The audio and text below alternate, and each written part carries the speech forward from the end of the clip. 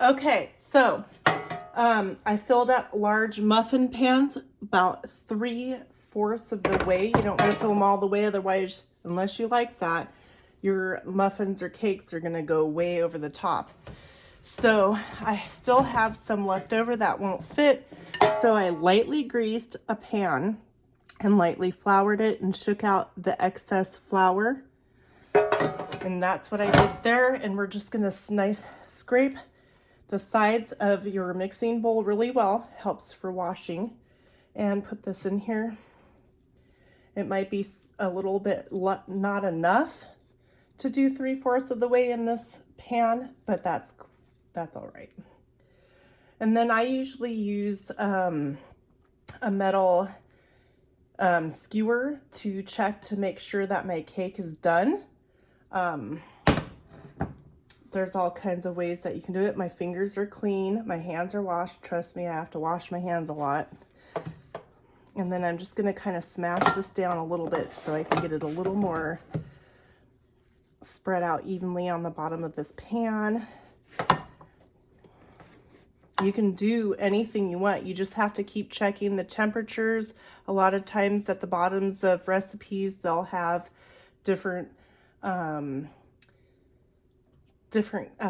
what do you call it, containers and things like that you can cook in, like different size measurements and stuff like that, so you know like what the time of it is. So that's that. I'm going to stick it in the oven for about an hour. I'm going to keep checking on it just because these are smaller than like a bundt pan. And oh, I forgot, I'm going to sprinkle some nuts on the top. You don't have to do this part if you don't want to, or you can't. Any type of nuts really, if you want. And then when they come out, I'm going to use some whipped cream, and first I'm going to garnish it with a little powdered sugar to make them look nice, and then some whipped cream.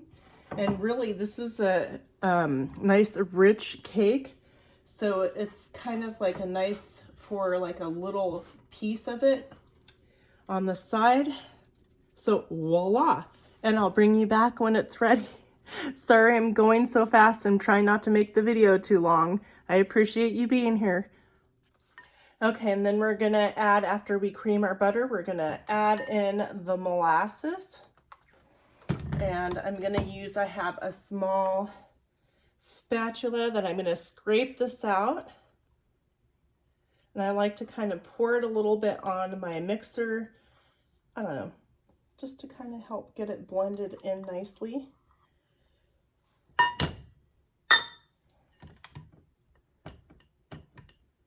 And our 2 large eggs. And we're gonna give that a nice little mix.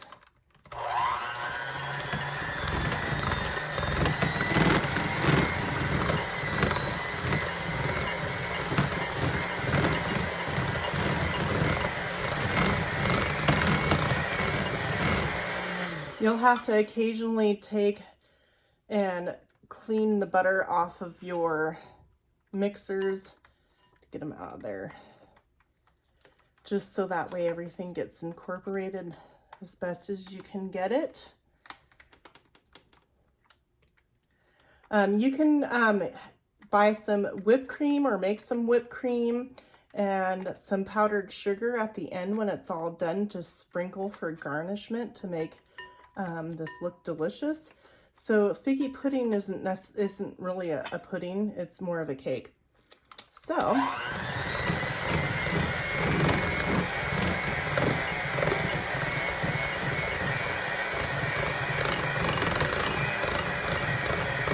all right, so now that we've got it all mixed together, we're going to add in 3/4 of a cup of yogurt in replacement for the 1 cup of buttermilk. Let me set that in the sink. And I've already pre-measured everything out, so hopefully it doesn't take too long to show you guys how to put this together. Woo! All right, so now that I've got my yogurt in there and some on my thumb before I turn it on, Get that off. Always make sure that the things you're using are nice and clean, your hands are clean, the kitchen is clean, and it just helps to make for, you know, less chance of things to happen, diseases and stuff like that, you know. All right, turn that off, and then we're gonna go to the next step, which will be adding in my lemon, what did I do? Salt and all the stuff and the ingredients and the nutmeg, cinnamon, lemon zest. I typically add just a pinch more cinnamon when I make cakes and things like that, just because I like the cinnamon. Mix that up real quick.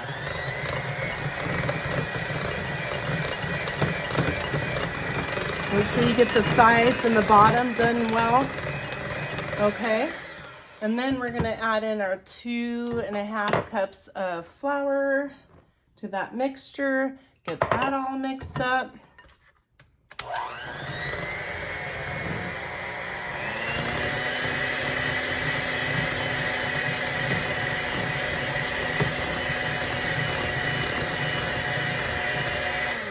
You'll want to scrape your sides down because, you know, it moves to the outside. Get that scraped into the center so that you can get that mixed and incorporated into your batter. Whoa. Don't want to go that high of speed.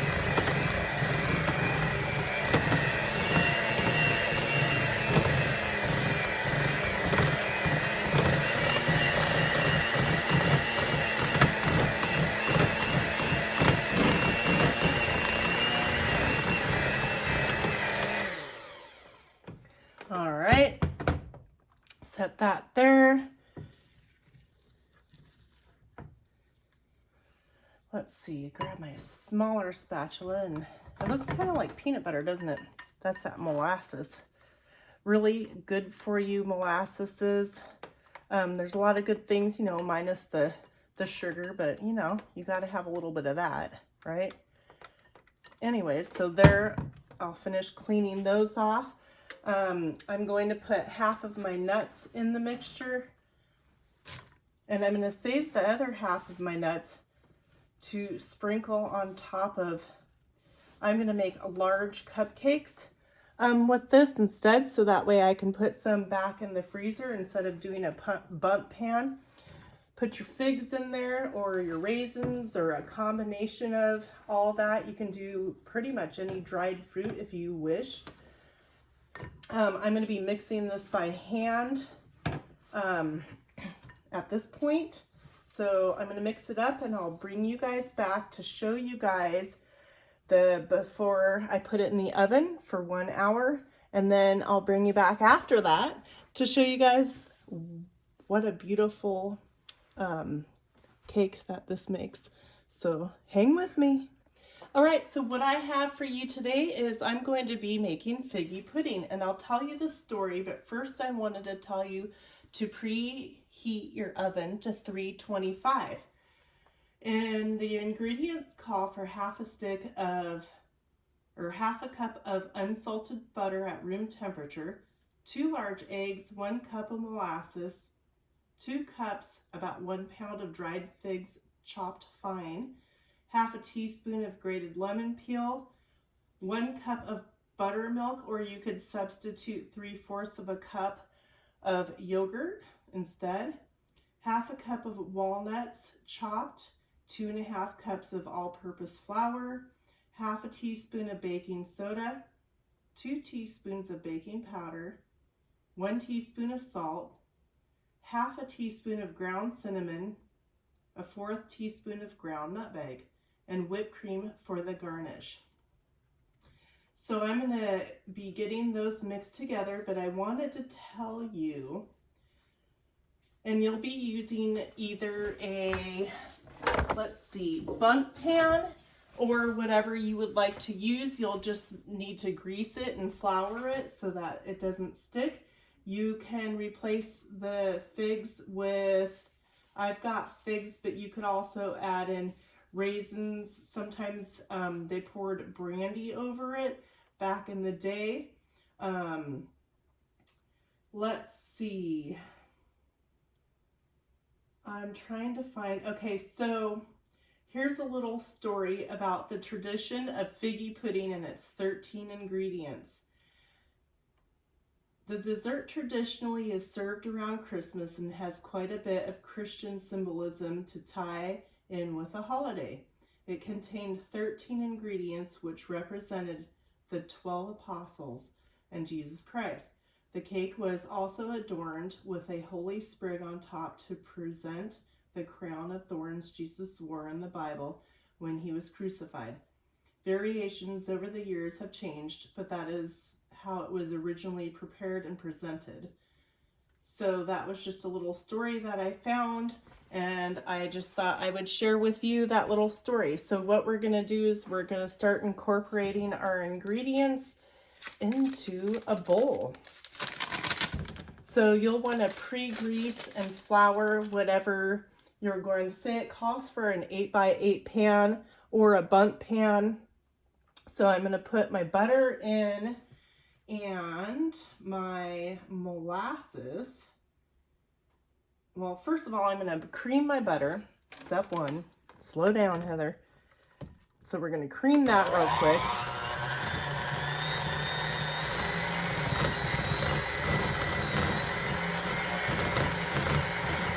Let me grab a spatula. I'll be right back. All right, so what I'm making is figgy pudding, and I preheat my oven to 325. It takes approximately 1 hour. I'm going to read you the instructions for the ingredients. So it's half a stick of unsalted butter at room temperature, 2 large eggs, 1 cup of molasses, 2 cups, about 1 pound of dried figs, chopped fine, half a teaspoon of grated lemon peel, 1 cup of buttermilk. Let's see what else. After 1 cup of, oh my goodness. Hi, welcome to Milk and Honey Heritage Farms. I'm Heather, and thank you so much for being here with me today. Today I'm joining a collaboration hosted by Tammy at MTN Grandma and Tina at Life in the Piedmont, who's hosting a collaboration called Cakefest 2026. So join me today in what kind of a cake I'm going to make. I'm going to give you a bit of a history background, and I hope you follow me all the way through, and also check out the playlist and check out all the other content creators of their different versions of cakes that they've shared making. And I hope you enjoy it, and let's get started.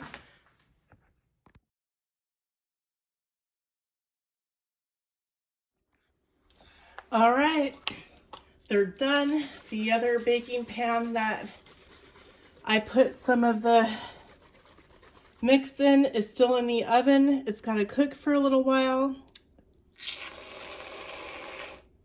You could put a dollop of whipping cream on there. You could even sprinkle some powdered sugar if you want to make it really cute. You could do some kind of cinnamon or something on the top. Look at that. Isn't that beautiful? Making homemade caramel or store-bought caramel drizzled on the top is very delicious as well. And so, there it is. Ta-da! Thank you for watching. Don't forget to hit that thumbs up, and I hope to see you again in another video.